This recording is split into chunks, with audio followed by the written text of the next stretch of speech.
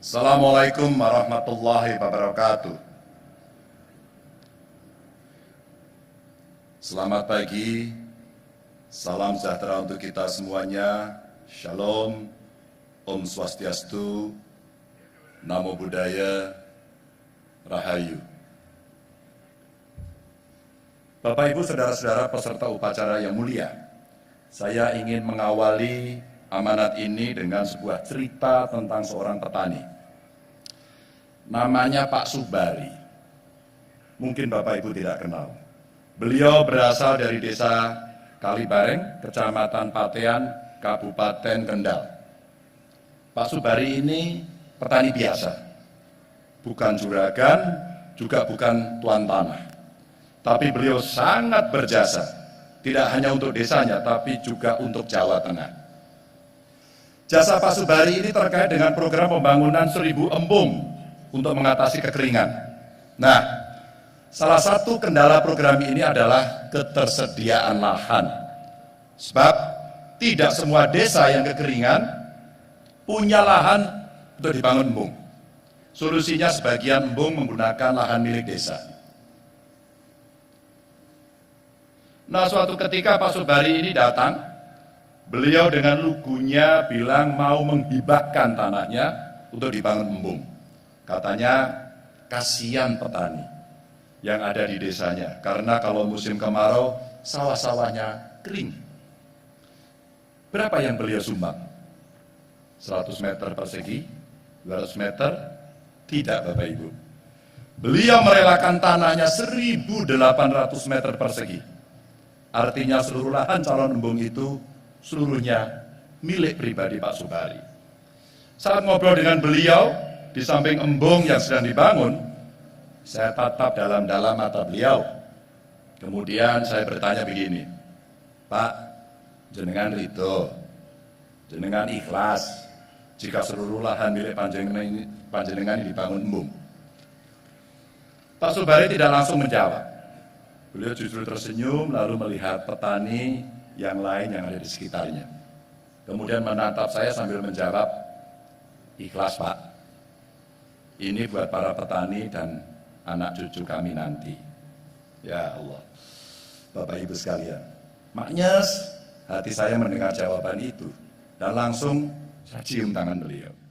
Embung itu langsung dibangun, anggarannya kira-kira 3,4 miliar, dan insya Allah akhir tahun ini selesai. Dan insya Allah bisa dimanfaatkan oleh para petani yang ada di sana. Bapak Ibu yang sangat saya hormati, Pak Subari adalah contoh pahlawan hari ini.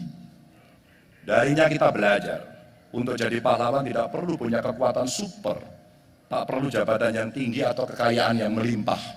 Cukup dengan keleluasaan hati, dan kesediaannya untuk berkorban.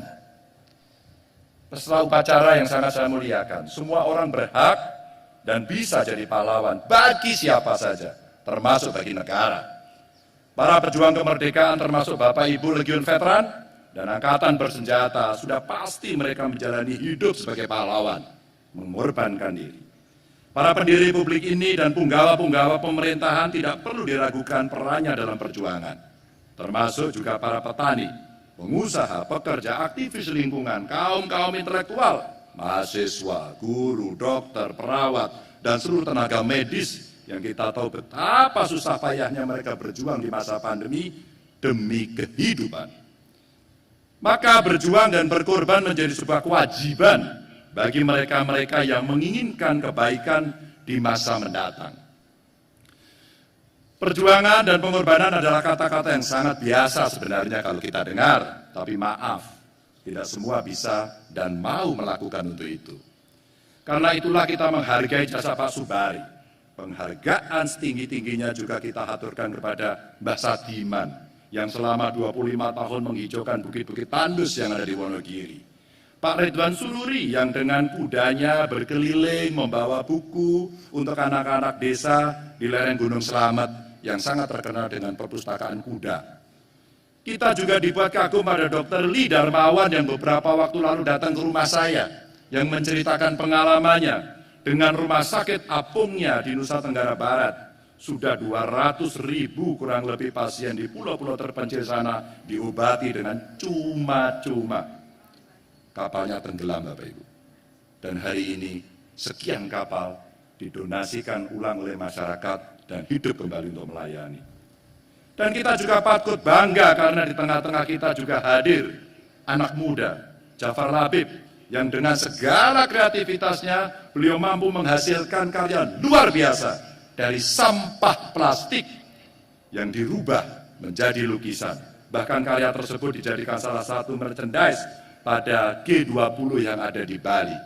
Itu dari Jawa Tengah. Bapak Ibu yang sangat saya hormati, begitu banyak medan pertempuran yang harus kita menangkan. Setiap kita, setiap tetes keringat, bahkan darah kita sangat dibutuhkan oleh negara. Namun untuk memenangkan pertempuran ini, tidak cukup kita hanya punya niat. Enggak cukup. Kita juga butuh strategi sebagai arah perjuangan agar kita tidak membangun dengan asal-asalan, agar potensi sumber daya manusia dan kekayaan alam yang kita punya tidak dikelola serampangan. Pada sektor pendidikan umpamanya, jika kita sudah menentukan kemajuan dan modernitas yang berbasis pada kebudayaan sebagai hilir di sepanjang arus sungai, itu harus kita siapkan agar air bisa mencapai tujuan akhir. Maka universitas, lembaga pendidikan bisa menjadi bendungan atau waduk untuk menjaga suplai segala kebutuhan. Karena sifatnya sebagai penopang utama kehidupan yang kita harapkan. Ada juga peningkatan kualitas universitas dan lembaga pendidikan, dan itu menjadi sebuah kewajiban. Guru, dosen, peneliti memegang peran yang sangat kunci. Maka peningkatan kualitas mereka adalah hal yang pasti. Infrastruktur seperti ruang apresiasi, laboratorium, ruang praktek harus kita perbanyak dan disesuaikan dengan perkembangan zaman yang terus saja bergerak. Agar para siswa maupun mahasiswa terpancing dan tertantang untuk mempelajari aneka ragam kemajuan, maka lab-lab ruang ekspresi itu mesti dibukakan untuk mereka. Jangan sampai pendidikan mengalami kemunduran justru karena peraturan atau kebijakan yang selalu diubah tidak karuan. Dari peningkatan kualitas pendidikan itu, semua prasyarat kemakmuran bisa kita penuhi. Dari sektor pertanian misalnya, bukan cuma swasembada dan kemandirian. Menjadi negara lumbung pangan dunia saja kita bisa. Bicara soal substitusi pangan, kita punya di luar padi. Apa saja? Ada porang, jagung, sagu, ubi-ubian, sorghum, kita tanam di Republik ini. Ada juga di Jawa Tengah. Dan hasil itu kita bisa menyiapkan berbagai macam pangan alternatif sebagai sumber karbohidrat yang menjadi dasar makanan pokok masyarakat dunia. Maka universitas dengan segala ilmuannya harus diberi tugas untuk mewujudkan itu. Pertama, bagaimana cara meningkatkan produksi, hasilnya melimpah, masa tanamnya lebih pendek, tapi dengan kualitas yang terbaik. Kedua, bagaimana melahirkan sebuah alternatif atau substitusi. Jika kita tidak punya gandum, kita masih punya porang dan ubi untuk memproduksi tepung. Ketiga, bagaimana kita mengelola agar potensi ini ditangkap dunia industri. Bukan hal yang mustahil. Mie yang kita konsumsi dan sudah tembus pasar ekspor itu, kita substitusi bahan dasarnya dengan gandum, dari gandum ke porang atau ubi, mokaf. Sistem serupa juga mesti kita ciptakan pada komoditas yang lainnya, mulai dari tanaman-tanaman horti sampai tanaman perkebunan, termasuk pula yang mesti kembali kita optimalkan adalah rempah-rempah. Bapak Ibu, jika dulu nenek moyang kita dijajah karena rempah-rempah, maka saat ini kita mesti meraih kejayaan itu kembali dengan rempah-rempah atau emas murni di Nusantara ini. Bapak Ibu hadirin sekalian, negara kita ini 62%-nya terdiri dari lautan dan perairan. Berarti 38% sisanya adalah daratan.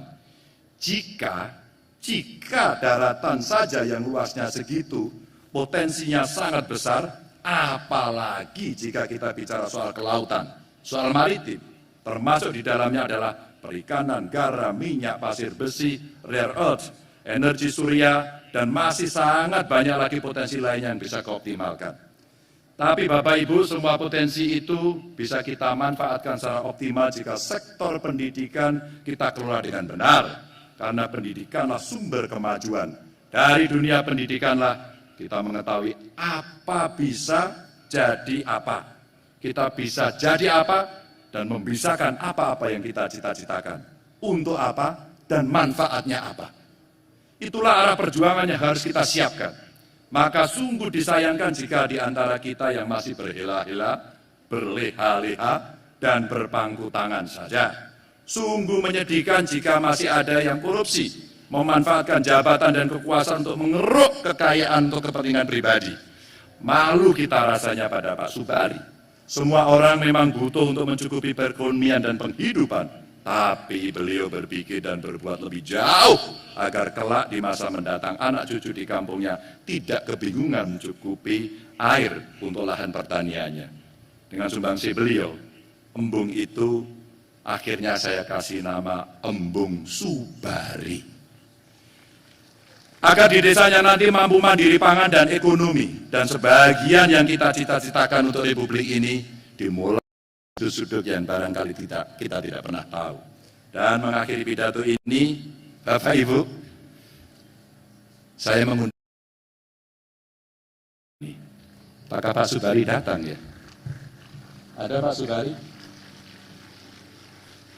Pak Subari boleh naik panggung nggak?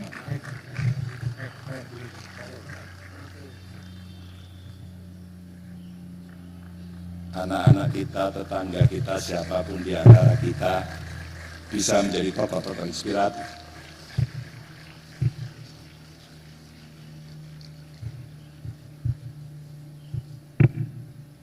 Saya kalau lihat beliau pakai baju gini nggak tahu. Ini model artis atau petani.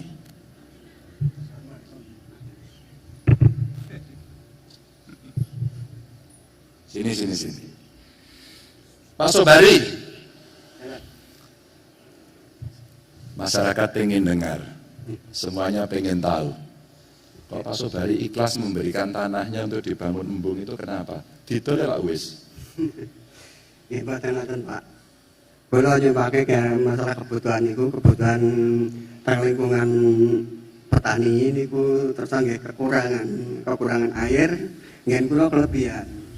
Apa kelebihan saged dipun merata teng khusus kali bareng kula ikhlas ngono. Sampeyan ya ngomong karo bojone. Wis tante. Ya izin. Ya diikhlaske. Insyaallah. Tepuk tangan dong. Sakjane ngimpine jenengan ku napa to kok nganti ikhlas? Nih tanahnya saya berikan. 1.800-an lagi. Itu kan kalau jadi duit banyak sekali.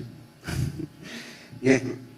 Nek arto kan kula sekedar kula dinikmati kula piyambak, Pak. Tapi nek kula embung niku damel embung mangke masyarakat niku saged sejahtera, khususnya kula saged bantu saged gede boten kataun. Masya Allah. Nek arto kan tinggi kula piyambak, Pak. Kalau embung bisa dipakai semua. Sebuah pengorbanan yang sangat tulus. Dan tentu saja Pak Subari, saya mewakili seluruh rakyat mengucapkan sangat-sangat terima kasih, super terima kasih atas ketulusan dan pengorbanan panjenengan. Beliaulah pahlawan sejati untuk wilayah terdekatnya. Tepuk tangan untuk beliau. Matur nuwun.